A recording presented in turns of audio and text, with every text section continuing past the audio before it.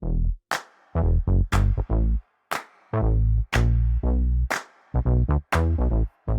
we warmed up. Are we smiling? Are we smiling? I'm still feeling good. I'm happy to see you this morning. Brilliant. We are smiling, and welcome aboard, everybody.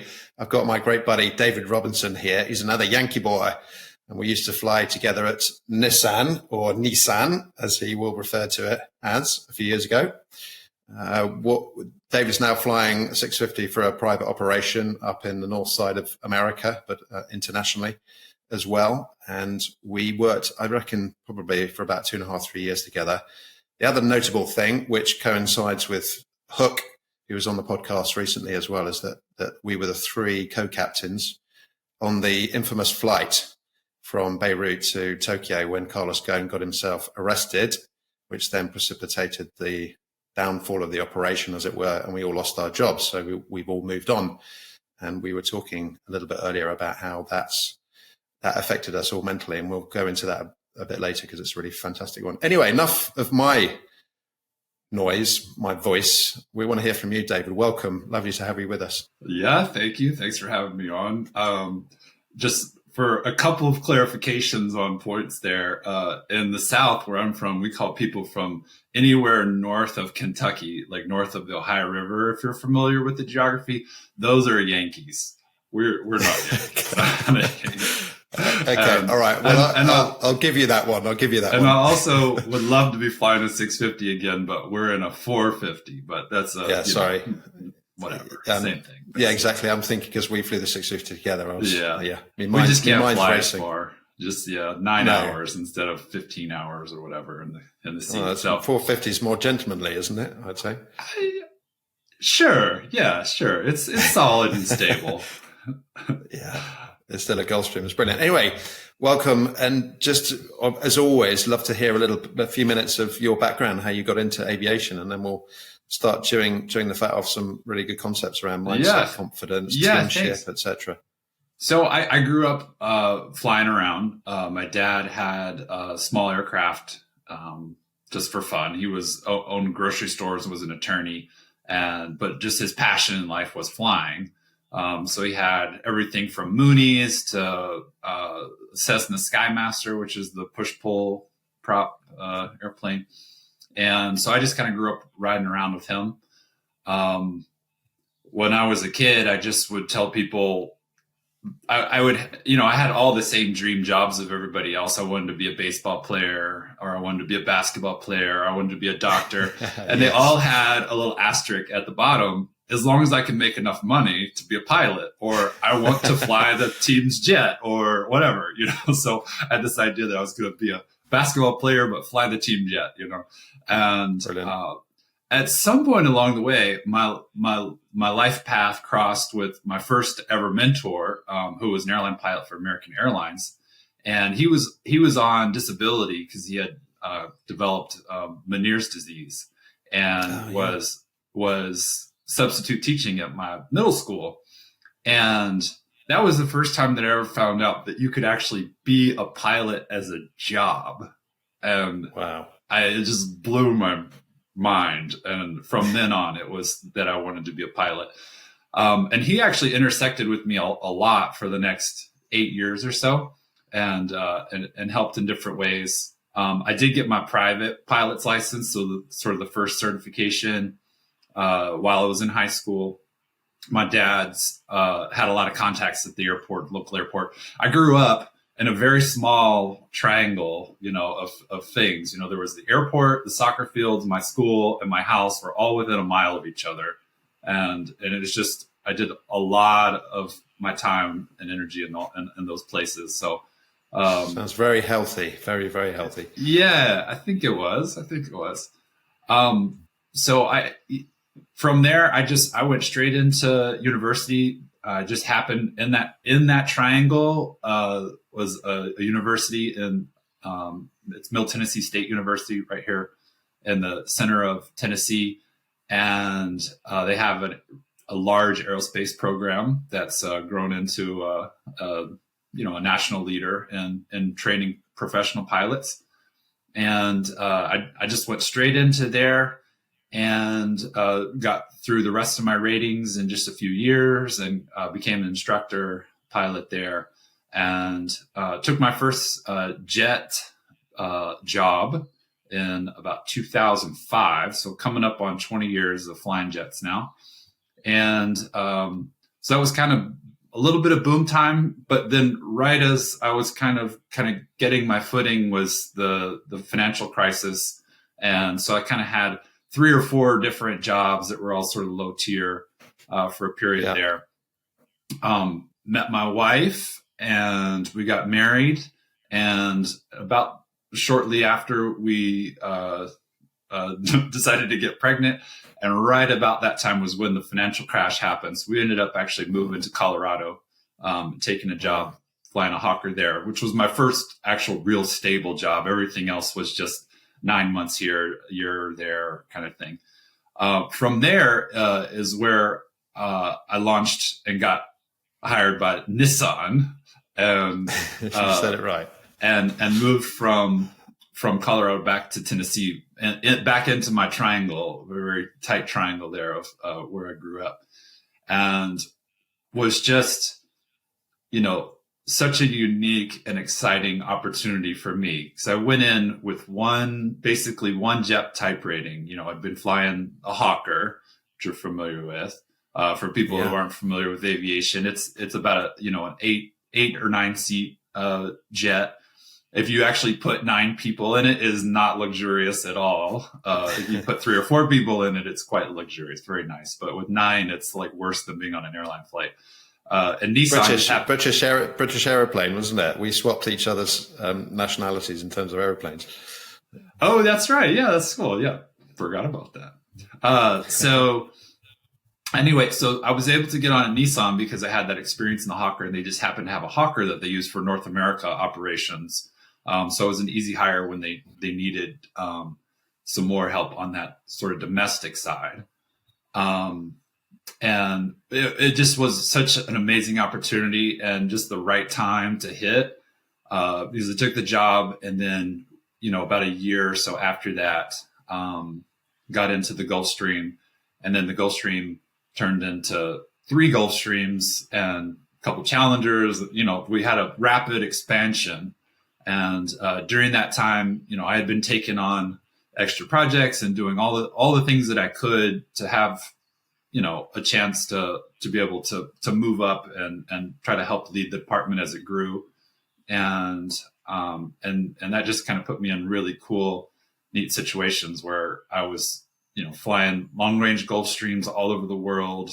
And I kind of got to cut in line a little bit just from being in the right place at the right time, which is how Ben and I met. I think a fateful day in Tokyo, I think, is where we first met, in Narita, maybe. I think it was. Yeah, I think it was, wasn't it? Yeah. And so one of my very early trips as a fully, blessed international captain was to meet up with 2 Yanks. I was the Yank. 2 Brits. It was actually 3 Brits. It was a flight attendant and 2 British captains that we were using for our overflow, right? Because you guys were sort of TAG employees and sort of Nissan employees, and it was super helpful for us because we needed the experience, obviously. And I don't know, what are your perceptions of that time? Yeah, very much. I mean, it was a wonderful job. It was just completely different. We were flying on FAA rules, American rules, with you guys. Part 91 is effectively private, and I'd been at TAG for most of the 8 years or 7 years I've been there already. It was all corporate stuff and private jets, but we were running on a commercial certificate. So to come and work with you guys was a very different orientation, and it was, there's so many good things about both sides, but I love the fact that it really was down to the department as to decide what was safe and what was unsafe, pretty much. And I thought it was an excellent operation. I was really impressed with you guys, and I effectively was, excuse me, with Viraj, we were seconded to you. So when there was a captain on board like you or Hook, for example, then we weren't the guys in charge. But when we had a couple of your first officers or co-pilots on board, then we were the captains. So it was quite an interesting mix, cultural differences and regulations and age differences as well, and experience. Honestly, it was wonderful. It's one of those things, it's got to come to an end at some point. And Tom, the chief pilot, looked after us really well. I didn't have to go away from home. I think I was away for 12 or 13 days each month, traveling in the world. It was a dream job, really.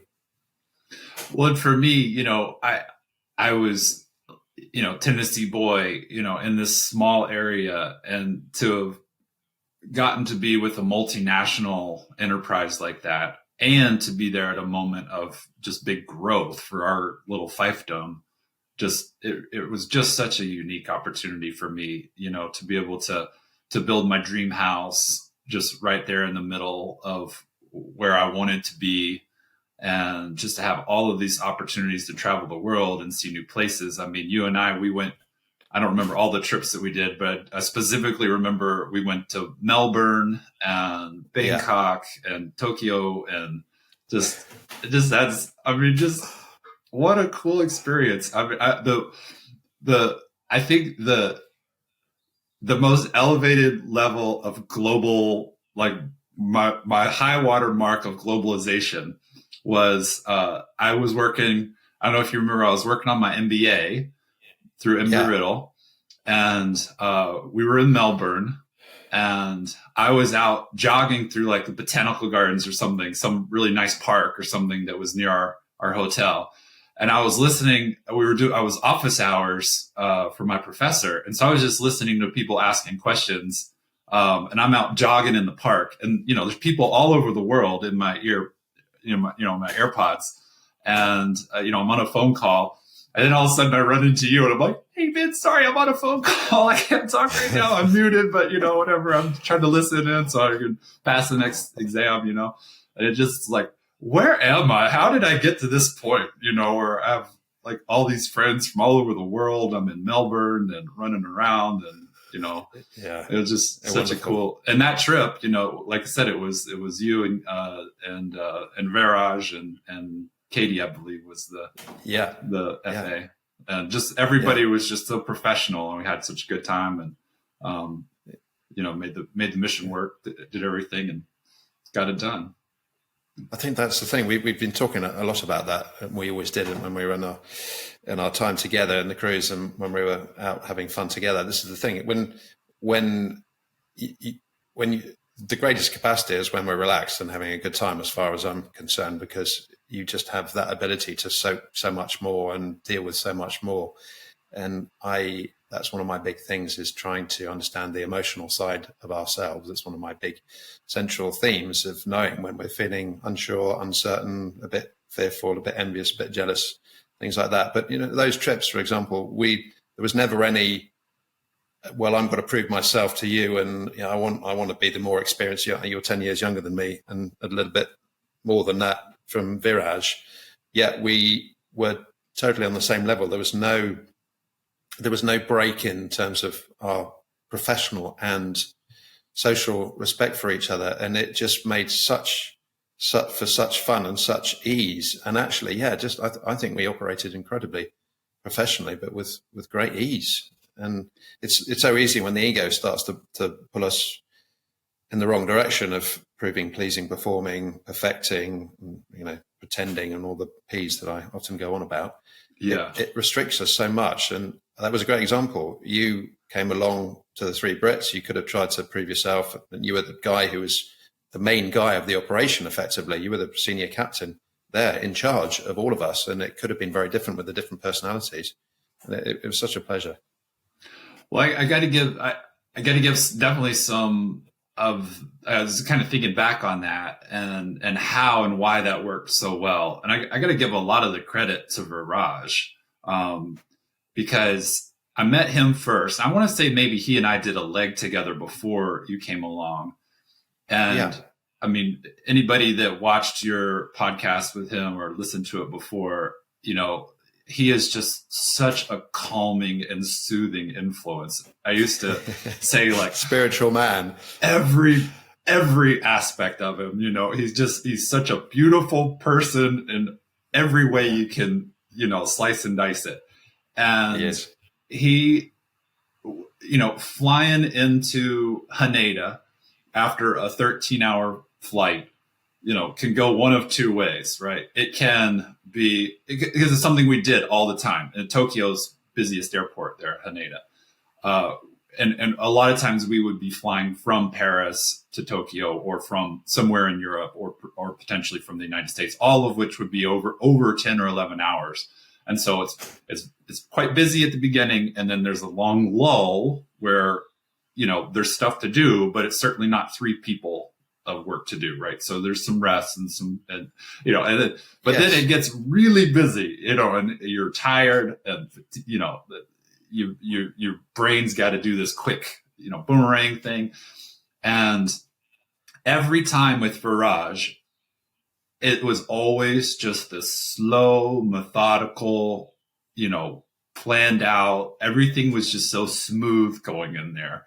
And it always, I would say, it feels like he's like your Xanax co-pilot, like if he's in the seat next to you, either side, you're just going to feel smooth and calm, and just the highs and lows are just gone, and it's just going to be fine, whereas there's a lot of times when we landed, doing approaches and stuff in there where it was, we're missing, we're not understanding the controller and this and that. And everybody's like, okay, what, and it goes from lull to busy real fast. And it just always felt like everything was in slow motion with them. So it's just such a calm and easing influence.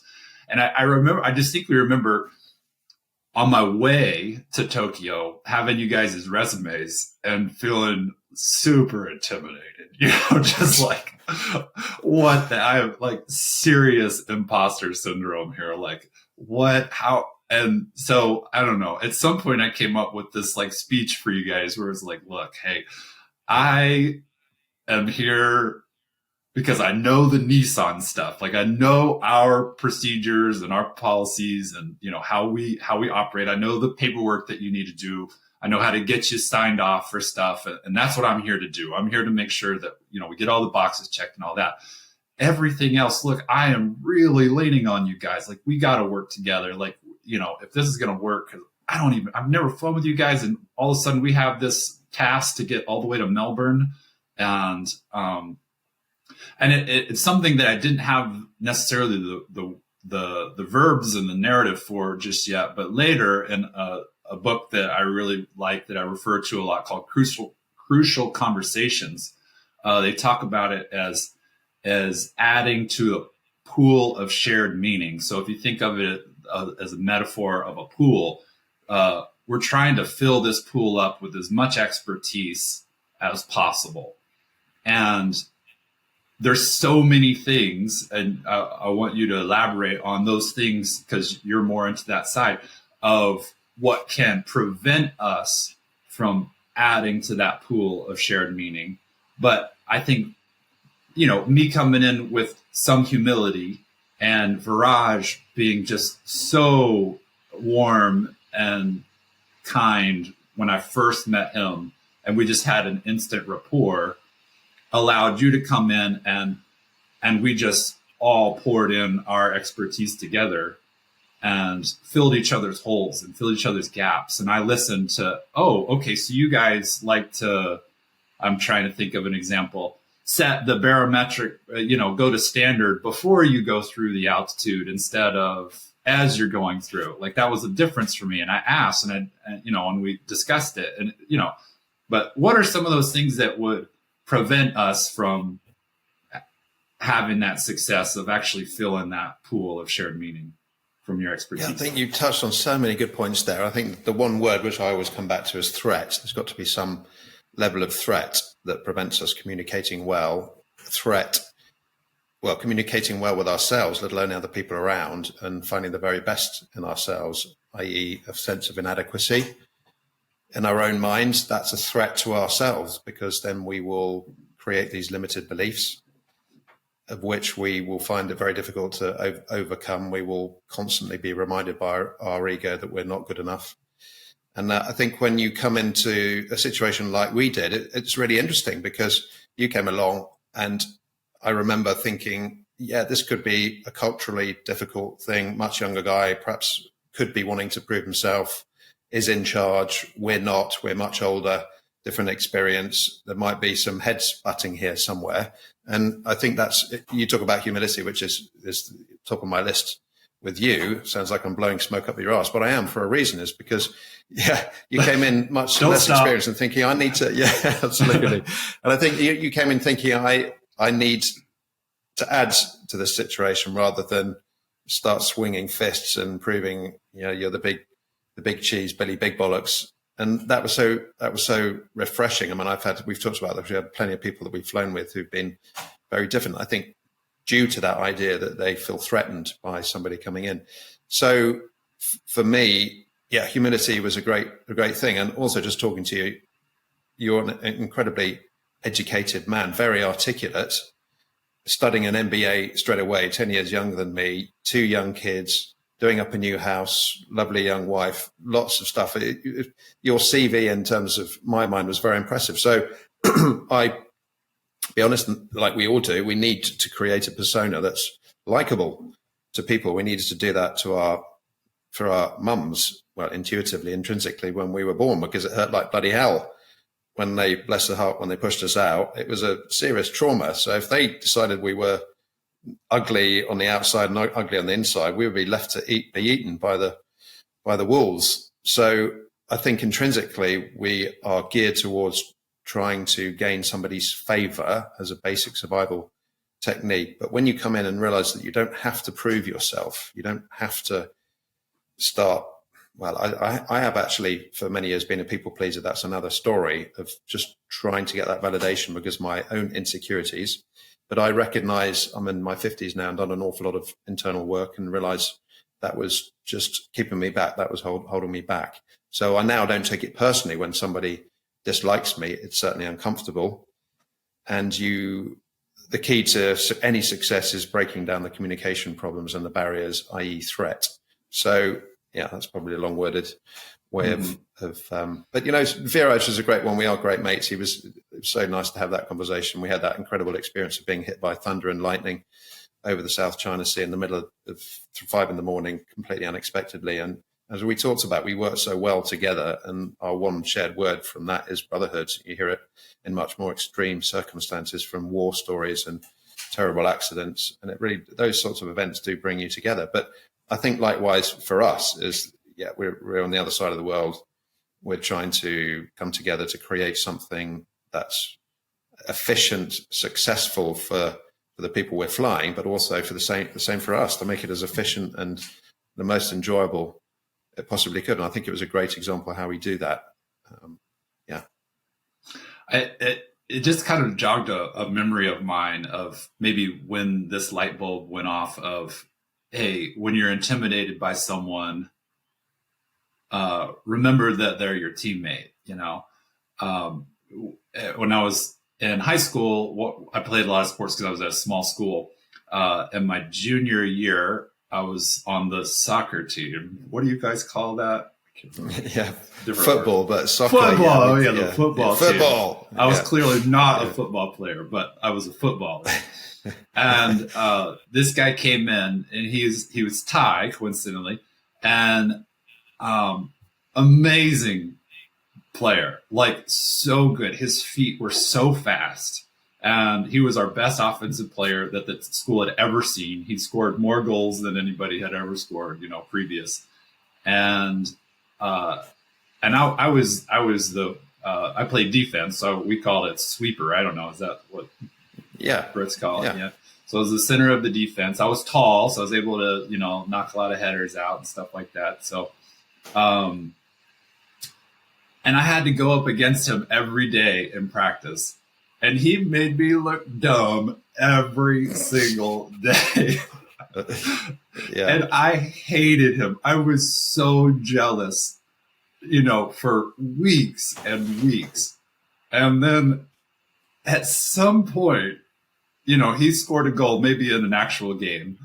And I was so proud of him and so excited. And something just clicked in my mind. And the next time at practice that he just made me look stupid again, I thought, that's what he does to the other team. And I am so glad he's on my team. And I just started, every time he would do it, instead of pouting and, going and trying to slide tackle him or whatever, I would just be like, good job, teammate. And he picked up on it after a while too. And it just became our thing. He, anytime I did something right, he'd be, good job, teammate. And it totally flipped the switch for me, where I went, yeah, he's on my team. Like, this guy is awesome. I don't have to have a rivalry with him. Like, we're working on this together. So I think maybe that sports lesson, hopefully maybe that translated later on, where I was able to say, hey, look, these guys are on my team. I mean, these guys are incredible. I don't have to compete with them. Let's just figure out how we can work together. I can get the ball to you, when I'm not going to score from the back, So yeah, I think that's the value of teamwork, isn't it? And I often repeat it, that I played a lot of sports like you, and one of my coaches early on just said the value of a team is so much greater than the sum of its parts. When you've got the right leadership, we've got the great characters in there. And of course, when I was at school, it would be the manager or the coach, and then depending on who was becoming the captain, whether they were wanting to be the big and best, and in terms of their uncertainty of themselves, would have to belittle and invalidate other people who didn't come up to their standards, or because it's so easy to criticize, isn't it? And that's always, in my mind, to do the lack of understanding of our sense of inadequacy. Sometimes we don't even recognize that. But I think that comes to humility. So the point is, it reminds me of a quote that I think it was one of the Greek philosophers, Cicero or something, talked about it. There's no nobility in being superior to your fellow man. True nobility is being superior to your former self. Mm-hmm. So when we're young, we're like, oh, God, I feel inadequate because they're better at soccer, they're better at rugby, they're better at tiddlywinks, they're better at ping pong, whatever it is. But finding our unique skill is just so valuable, isn't it? We play sports at school, we study IQ type orientated maths, physics, chemistry, but we're not actually specifically encouraged to learn about emotional intelligence and social intelligence and practical intelligence. And I really think that the emotional intelligence is the key to this, because you could recognize in that particular circumstance that your value was in hugging that guy, giving a big old pat up. He was on your seat, on your team. There was no threat there whatsoever. It was just going to be an advantage. And it's so interesting how, even in my 50s, I come across people, even in my parents' age, in their 80s, how gripped they are by a sense of inadequacy. That means that they feel inferior when somebody comes along, tells a better story, or whether somebody has achieved better status at work or whatever. Very easy to do that in flying, isn't it? Because it's an ego-based male thing coming along. Oh, but I flew fast jets, baby, and I flew the tankers, baby, and I've flown Hawkers or Gulfstreams or whatever. And it's very easy to try and promote yourself as thinking, well, maybe I'm a little bit more. Sometimes I think to myself, am I trying to prove myself here by pointing out my successes? But great leadership is all about elevating other people, I think, which we completely agree on those subjects, I think. I'm gonna one more riff on being a teammate with Shiro, was his name. Then when we got to college, played intramural ball, and again, I was at a small high school, and we lost at everything. So I had years of just losing, and he invited me onto his intramural team, and it was the most international thing I've probably ever done. We had guys everywhere. He was just a good guy that pulled people together, and we had the best football team I have ever played on. I don't know how I was a part of the team, but it was so fun. We won championships. We got t-shirts and everything. It was fun. So much fun. Wonderful. That was the spoils of that whole learning experience.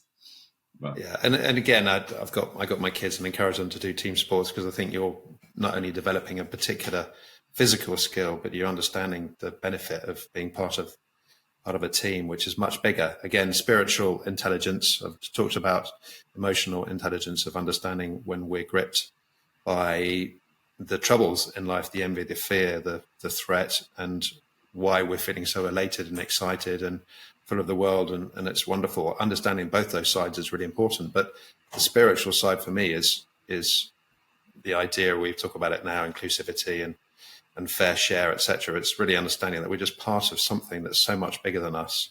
And the success of that team is your soccer team or one of my sports teams, really depends on everybody, because one sour egg can bring the atmosphere down, and then it's just the oxygen gets sucked out, and nobody performs to the best level. Nobody even understands their potential. That's the thing, isn't it? When you function well as a team, you suddenly think, how the hell did I do that? And how the hell did that person do that? Because we're effectively creating, I always metaphor it to the aeroplane.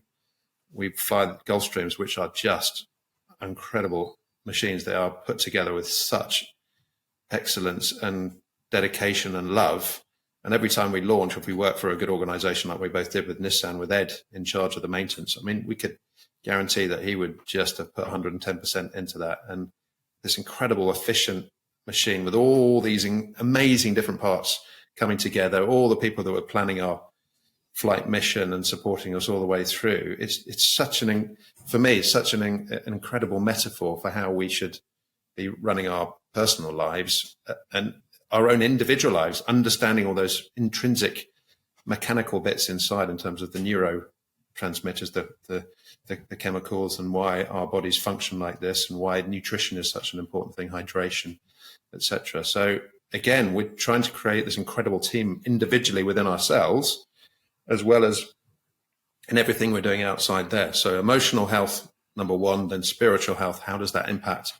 How does that improve humanity generally in our tiny little market, and then the bigger market, the bigger experience, the bigger universe is the way I think of it. So yeah, and humility really is the big thing, is not trying to stick a chest out and say, I'm big, but looking at other people and thinking they've got great experience. How do we add to that pool that's already there? And I think it's brilliant, isn't it? We talked about Stephen Covey's 7 Habits of Highly Successful People.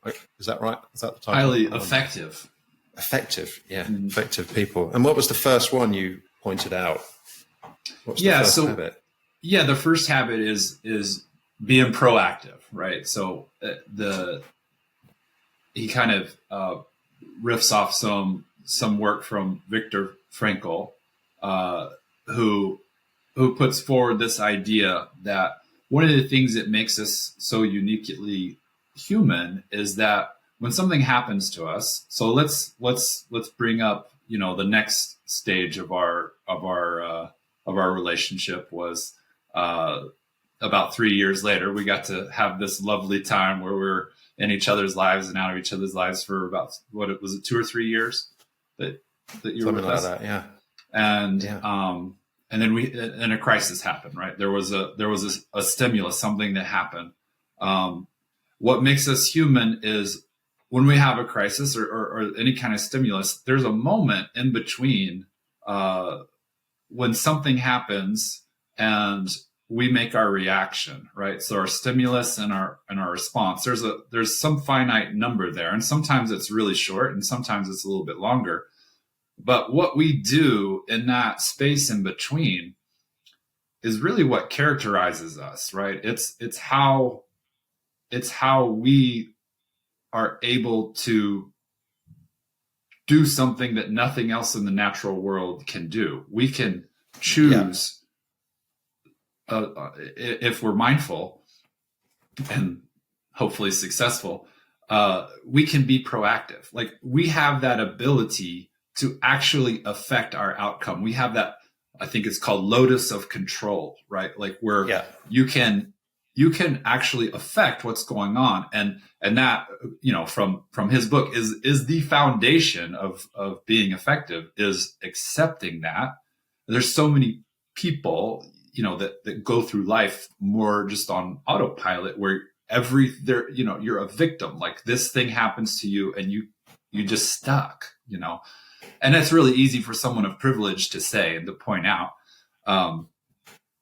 But crises happen, things negatively happen to us. We can talk about that experience and kind of the repercussions and what that looked like in our lives. But yeah, that's one of those foundational pieces that I think that I've been spending a lot of time thinking about since rereading the book recently. Yeah, it's great, isn't it? Funny enough, I haven't read Stephen Covey's book, but I have read Frankel's book, Man's Search for Meaning, and I'm sure there's plenty of people listening to this have read and absolutely been in wonder about how he survived. But he was a concentration camp psychiatrist. I think he was a trained psychiatrist, and when he came out, they asked him to put a book together as to how he thought the successful ones, i.e. the survivors, managed to go through that. And he came out with some great quotes, wasn't it? And it was about that space in between stimulus and response. There's a space, and in that space lies our choice to choose our response, and in that response lies our power and our freedom. And that, for me, bringing in the understanding of the brain, is that we've got the limbic system, where we've got the prehistoric reptilian basic of function, walking hearts like reptiles do. Then we've got the next level, the limbic system, where the senses kick in to tell us there's a loud bang, there's a roar of a lion, and it gives us some sense of memory. Was that similar before? Was it just a nice deer running through the woods? And then we've got the executive brain at the front, the neocortex, which is, as you say, is the unique bit to us as human beings, which allows us to just put the nuance into life rather than just a basic structure. And it allows us to use our imagines, like Einstein said. Imagination is everything. It's the preview to life's coming attractions. Yet so many of us, going back to those limited beliefs, are stuck, I think, in the limbic system of fear, which grips us. Has to be the first point of awareness or realization is fear, because that's what kept us alive for all these years. We're in a very different situation now. We're not just having to survive, we are thriving. So I think once we recognize the brain structure and understand the importance of understanding about impulse control, not being hijacked by an emotional response to something, I'm not good enough, criticizing somebody else, we can actually start to open up the possibilities. And as you say, we can start to manifest, or locus of control or whatever, we can manifest so much more than we possibly ever considered. And again, I think that's using the imagination. Even the spiritualists talk about the fact that imagination is limited. And that's why getting to that complete stage of ripping away any identity and any fixed status with being a human being and just saying we are a spirit, borrowing the body from the ground, is the way to be, really. And then we just go into this incredible sense of bliss. So yeah, I think that, we have the privilege of flying at 45,000 feet, and I talk about this a lot. This is why Faraj and I are great friends, because of our spiritual understanding of similar things. So, and it doesn't matter how you get there, it's ripping away all those limitations in terms of our own mind. So that's part one of my conversation with David. We went over the mark, as I seem to be doing often at the moment. So I decided to split it into two. And we got into that wonderful conversation about emotional intelligence and asking for help and therapy, which I think is really important in my quest to support people to find the very best in themselves and overcome the obstacles that cause so much destruction upon ourselves and dishing it out to other people. So really hope you enjoyed that session, and David and I will return for part two next week.